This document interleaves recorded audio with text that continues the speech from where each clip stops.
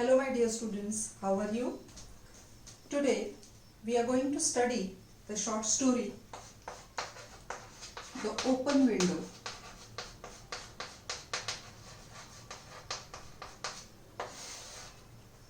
The title of the short story is The Open Window. It is written by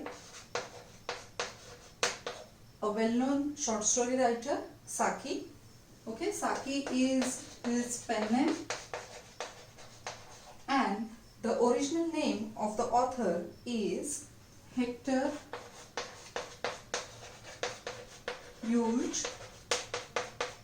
Munro. Hector Hughes Munro. It is his original name. Okay, and this author, he was born in the year 1870 and he died in 1916.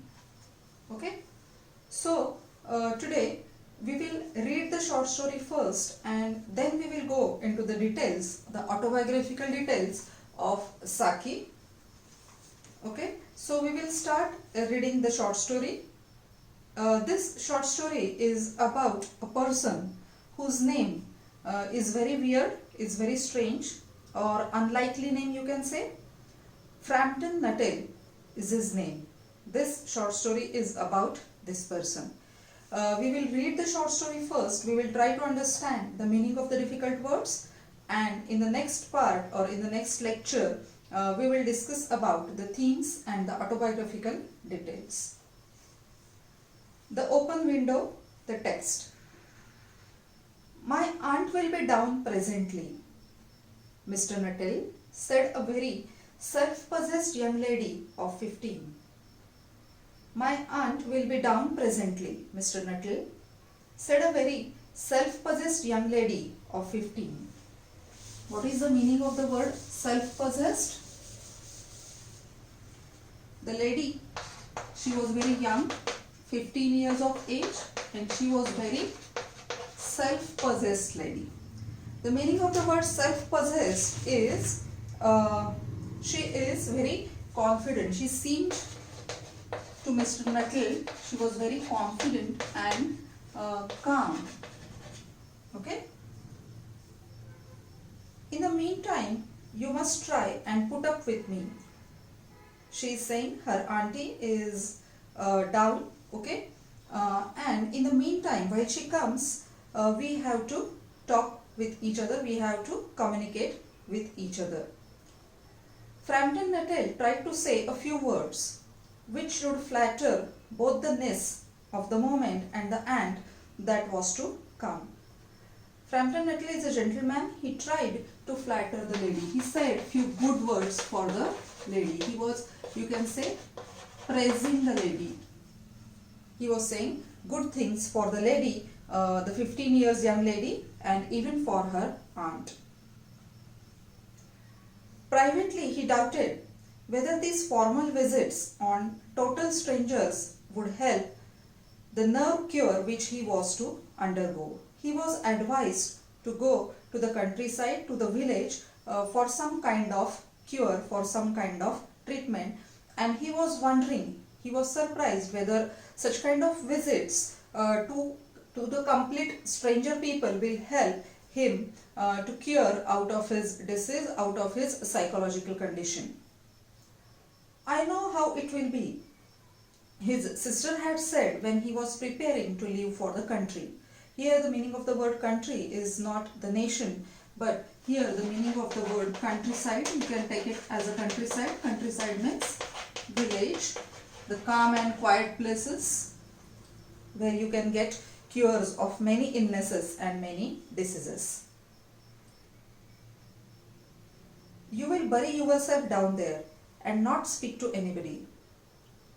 His sister, Mr. Nuttall's sister, had advised him to go to the countryside, and what was her second advice? You will bury yourselves. Here, what is the meaning of the word to bury yourself? Is to keep aloof.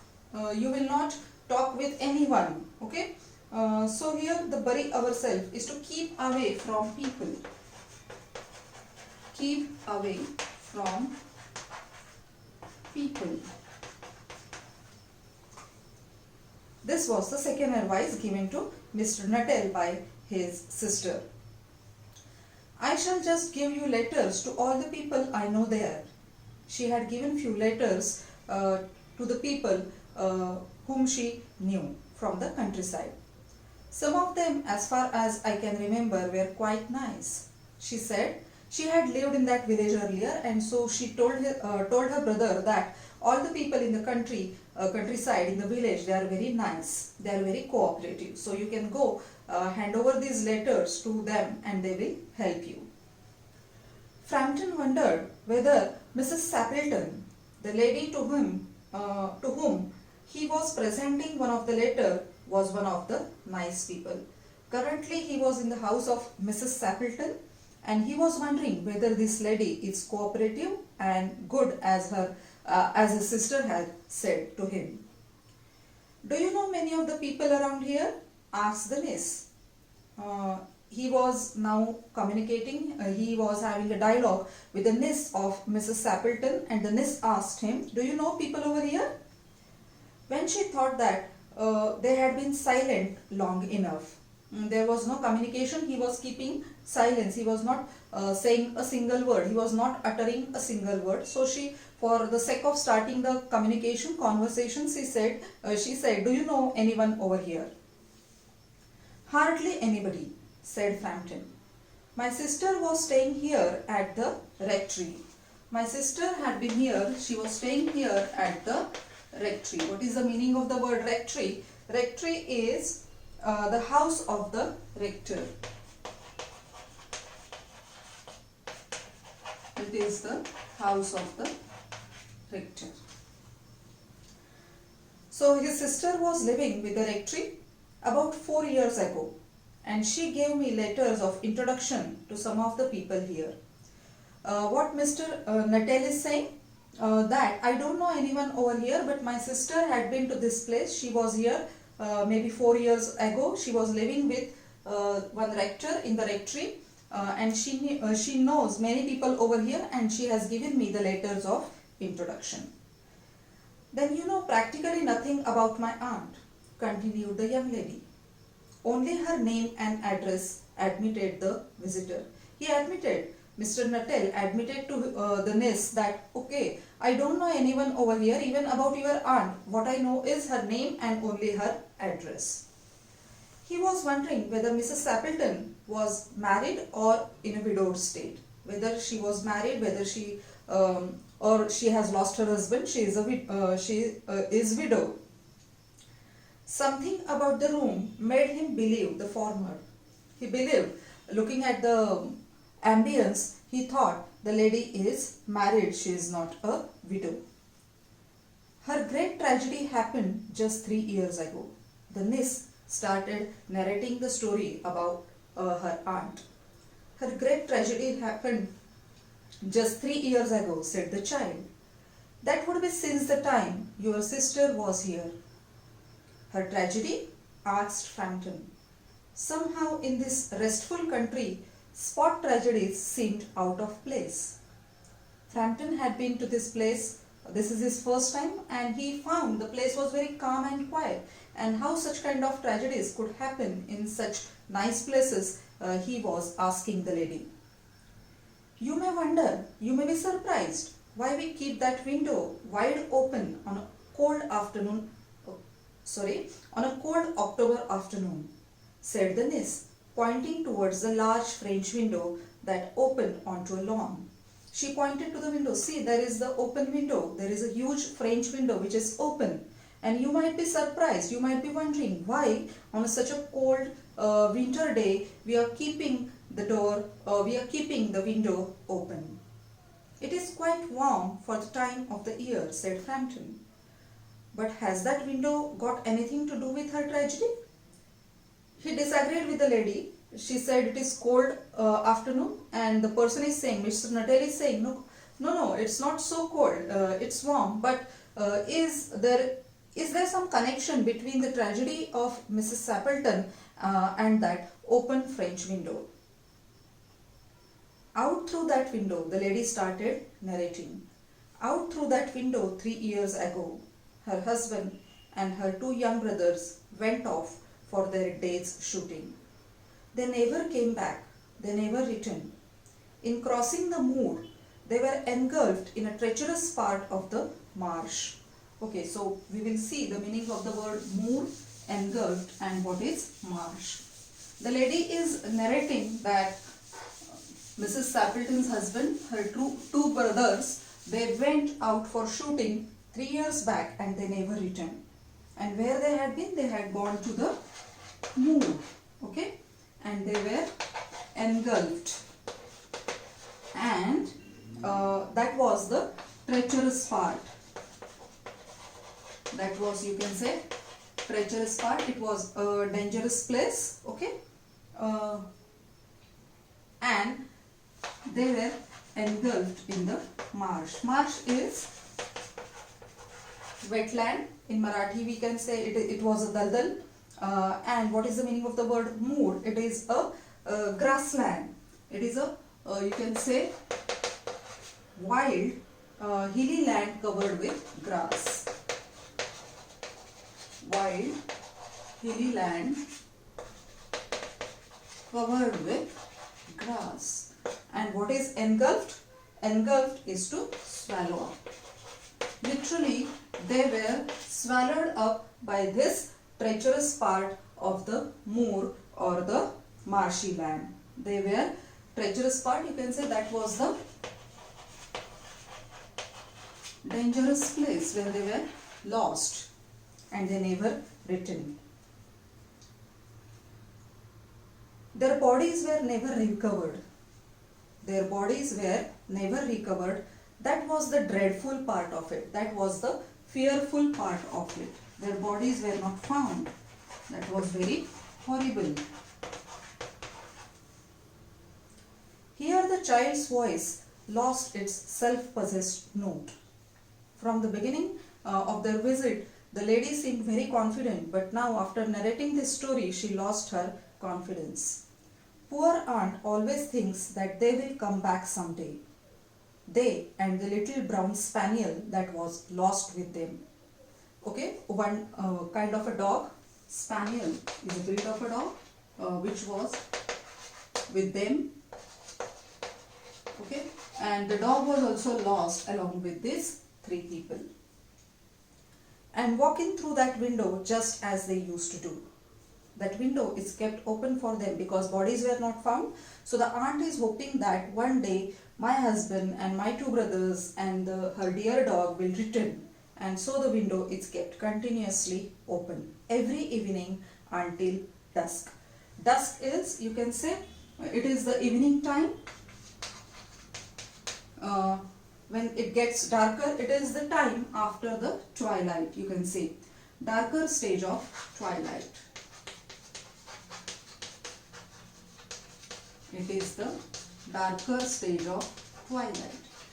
It is after evening time. It is after the orange hue is gone. There is the dark shade that is called as dusk.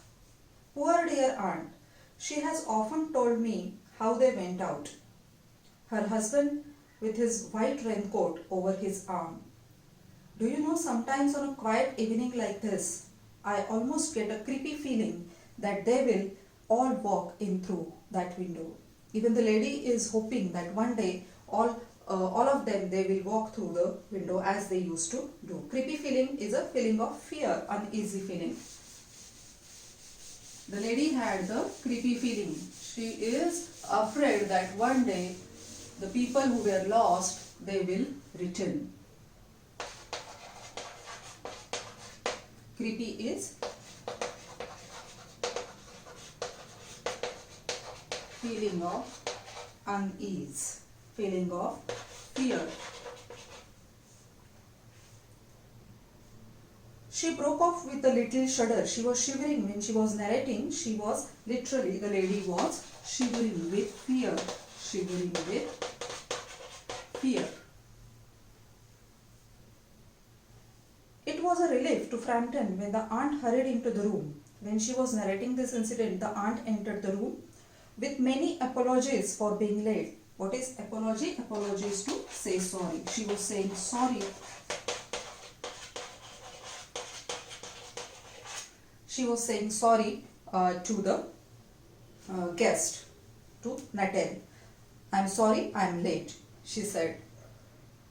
I hope Vera has been amusing you. The name of the lady he came to know, her name was Vera, V-E-R-A. She has been very interesting, said Frampton. I hope you don't mind the open window, said Mrs. Sappleton. My husband and brothers will be home from shooting, and they always come in this way. She rattled on cheerfully about the shooting and the scarcity of the birds and the prospects for duck in the winter. She was telling him the story about her husband's shooting endeavor and how there is a shortage, there is scarcity of the birds. He had gone for shooting, but there is shortage of the birds, and there are few prospects, there are few hopes that they will get the duck today. And rattle sound. What is the rattling sound? The rattling sound is short, rapid sound. She was very excited. The lady was very excited when she was narrating about her husband. To Frampton, it was all purely horrible. He made a desperate effort to turn the talk to a less horrible subject. But he was conscious that his hostess was giving him only a fragment of her attention. Mr. Nuttall tried to change the topic. He was horrified.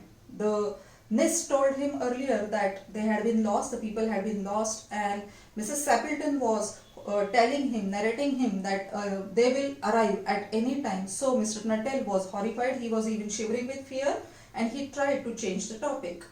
But Mrs. Sappleton was not at all ready to change the topic. He didn't give any attention to what Mr. Nuttall was saying.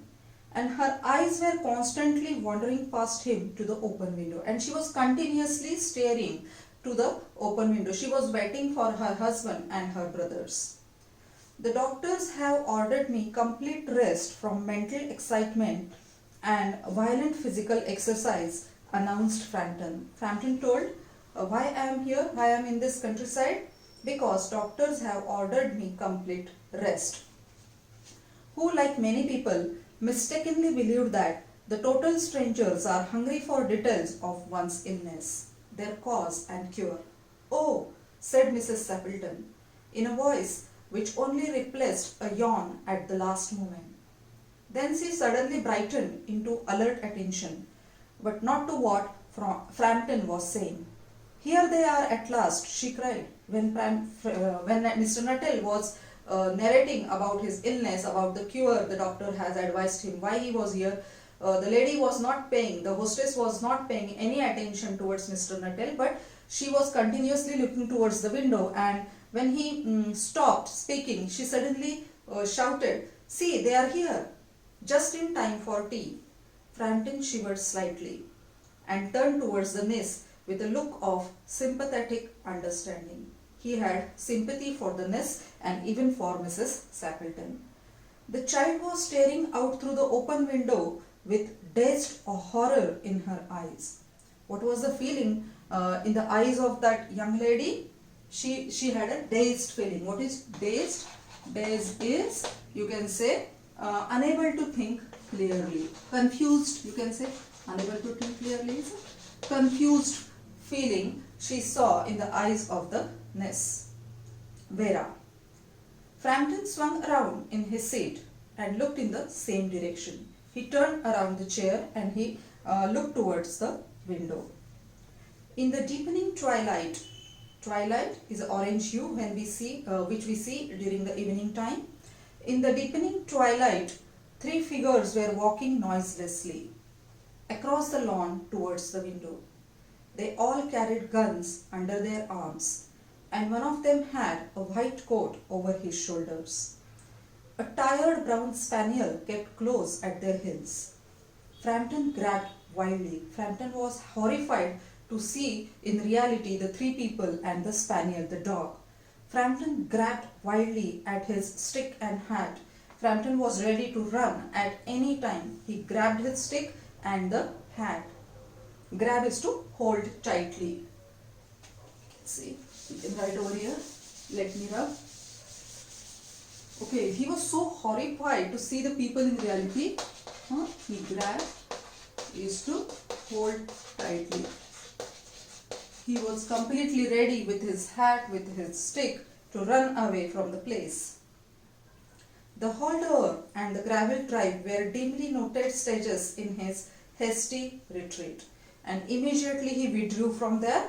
Retreat is withdraw from the enemy. Okay, so he took a retreat. Retreat is to withdraw. Here you can say he ran away. He ran away from the place without looking back. A cyclist coming along the road had to run into the hedge. He was running so fast.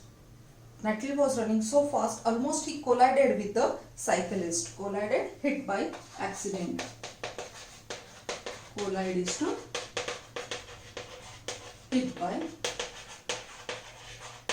He was running away with that fear in the mind. How the people, the Nis was talking about, they turned into reality. And the cyclist was coming and he hit that cyclist. And he was thrown away into the hedge. Hedge is the fence. Fence of bushes, you can say. So he was pushed away into the bushes. Here we are, my dear, said the bearer of the white raincoat, coming in through the window. Who was that who rushed out as we came up? A most extraordinary man, a Mr. Nettle, said Mrs. Sappleton. Could only talk about his illness and dashed off without a word of goodbye or apology when you arrived. What Mrs. Sappleton is saying, he is a very weird person, a strange person. I was going to introduce you to him, but immediately when he saw you, he immediately ran away without saying a goodbye or without saying any sorry, and he was only talking about his illness and the cure. One would think he had seen a ghost. He ran away as if he has seen a ghost. I think it was the spaniel, said the Nis calmly. Because of spaniel, Nis is explaining his retreat, why he ran away, maybe because of the dog. He told me he had a horror of dogs. He was once hunted into a cemetery somewhere on the banks of the Ganges by a pack of wild dogs and had to spend that night in a newly dug grave. He had been to cemetery and dogs attacked him and he took a shelter in the dug grave. With the creatures, with the dogs, snarling and grinning and foaming just above him. He was in that pit, you can say, and the dogs were around him throughout that night and they were barking at him, they were making different sounds and he was horrified by the dogs. So he is afraid of the dogs. When he saw spaniel coming, he ran away, the lady explained. Enough to make anyone lose his nerve. Dogs are enough to lose the nerve, she said.